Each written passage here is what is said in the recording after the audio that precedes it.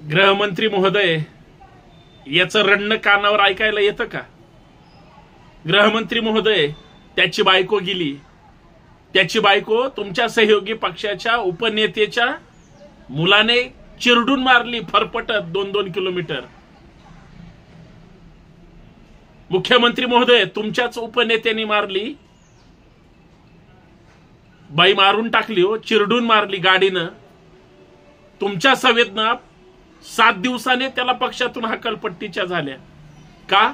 तर तो आता सुटू शकणार नाही आणि पक्षावर याचं काही बालंट येऊ नये म्हणून तुम्ही अचानक भूमिका घेतली. चांगली गोष्ट आहे, पक्षातून हकालपट्टी केली ते. पण ते राऊत सांगत होते, तो राजेश शहा जो उपनेता आहे मुख्यमंत्र्यांच्या पक्षाचा, त्याच्या अंडरवर्ल्डशी सुद्धा संबंध आहेत म्हणे. म्हणजे उद्या हा माणूस जो रडतोय, ज्याची बायको मेली आहे, चिरडून मारली, फरफटत घेऊन गेले, कसला रडतोय बघितलं ना तुम्ही? त्या माणसाला किंवा त्या माणसाच्या लेकरांना आता कोण बघणार? सुरेश वाडकर आहेत अभिनेते, त्यांची ती भाची आहे म्हणे. म्हणजे इतकं हे सगळं क्लिष्ट घाणेरड प्रकरण असताना गृहमंत्र्याचा चकार शब्द नाही. मुख्यमंत्री म्हणतात कुणालाही पाठीशी घातलं जाणार नाही. माणूस मेलेला जिवंत आणू शकता का तुम्ही? करू शकता का? सरकार तसं करू शकतं का? अहो, सरकारनेच मागच्या उन्हाळ्यामध्ये उष्माघाताने त्या महाराष्ट्र भूषण पुरस्काराच्या वेळेस त्या आप्पासाहेब धर्माधिकारींना दिला, त्यावेळेस माणसं उष्माघाताने मेली. बरोबर प्रकरण दाबण्यासाठी ह्याच लोकांनी चौकशी समिती नेमली. काय झालं त्या चौकशी समितीचं? ती लोक जी मेलीत तडफडून उन्हामध्ये, आलीत का होती वापस? या सगळ्या गोष्टीचा गांभीर्यानं विचार कोण करणार आहे का नाही? माझा साधा प्रश्न आहे, एक नागरिक म्हणून, एक व्यक्ती म्हणून सरकारला संवेदना आहेत की नाही? माणसं मरायच्या अगोदर याच्यावर कुणी उपाययोजना करणार आहे की नाही?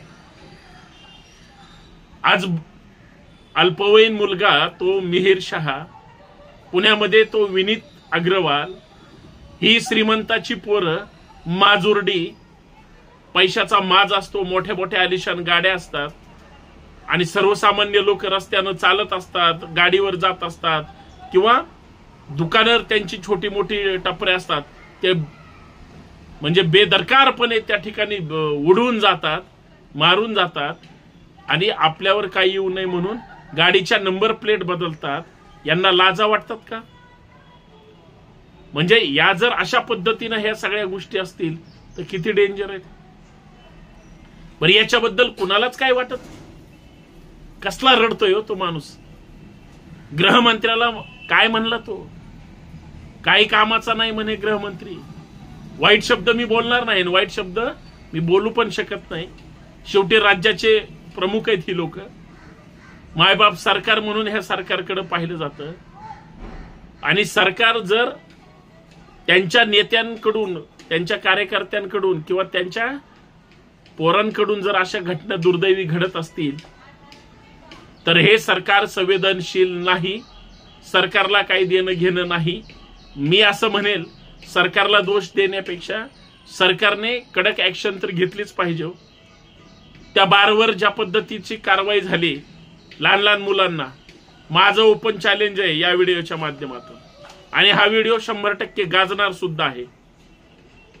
साधा सरळ माझा प्रश्न आहे, मला सांगा, मुंबईमध्ये, पुण्यामध्ये बिल्डिंग मध्ये, पार्किंग मध्ये खाली बार्स आहेत. बऱ्याच पार्किंगा ह्यांनी बारला अक्वायर करून टाकल्यात. म्हणजे त्या सोसायटीची परवानगी बिअर बारला कशी काय दिली, इथून सुरुवात आहे.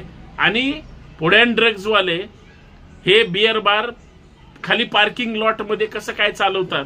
तुम्ही पुण्यात उपनगरांमध्ये फिरा, बरेच बार तुम्हाला तसेच देतील. मुंबईमध्ये कुठेही जा, तुम्ही कुठल्याही प्रमुख मोठ्या मोठ्या शहरांमध्ये जा, उपनगरांमध्ये जा, आणि जिथं जिथं ज्या ज्या वेळेस हे मोठे प्रकरण घडतील त्या त्यावेळेस अधिकाऱ्यांचं हप्ता जास्त वाढतो. लक्षात घ्या.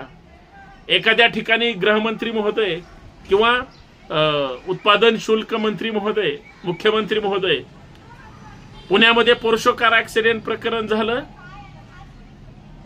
बार असतील, पब असतील किंवा इतर परमिट रूम असतील, हप्ते डबल झालेत अधिकाऱ्यांना लोकांचे जीव गेले तरी पैसे मात्र भरपूर मिळतात, कारवाई होत नाही बारवर.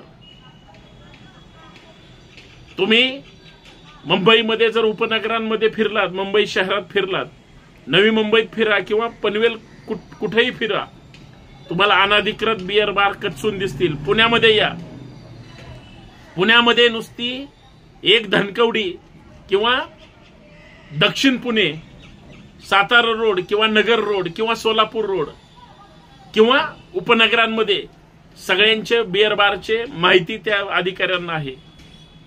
80% अनधिकृत कार्यक्रम त्या बारमध्ये चालतोच. आता नियम कडक झाले म्हणतात, पण हप्ते सुद्धा जास्त सुरू आहेत.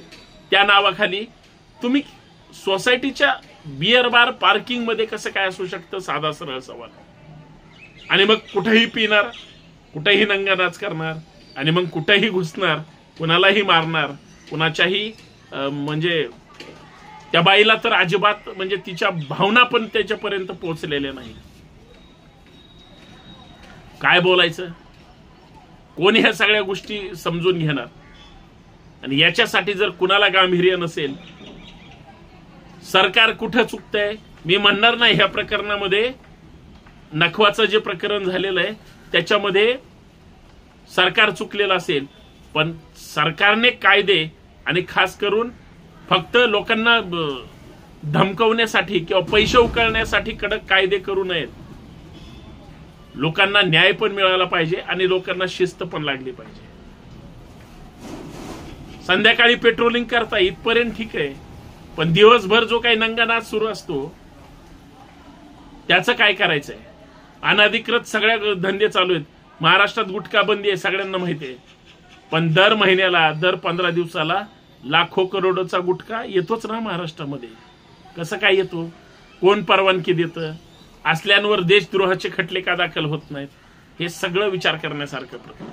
पण ह्या परिवाराला त्यांची बघा, जी नकवा नावाची महिला या अपघातामध्ये गेलेल्या आहेत, त्या मिहिर शहाच्या गाडीमुळे ज्या महिलेचा मृत्यू झालाय वरळीमध्ये, ती कुणाची तरी आई आहे, कुणाची तरी बायको आहे, कुणाची तरी बहीण आहे, कुणाची तरी भाची आहे, कुणाची तरी मुलगी आहे.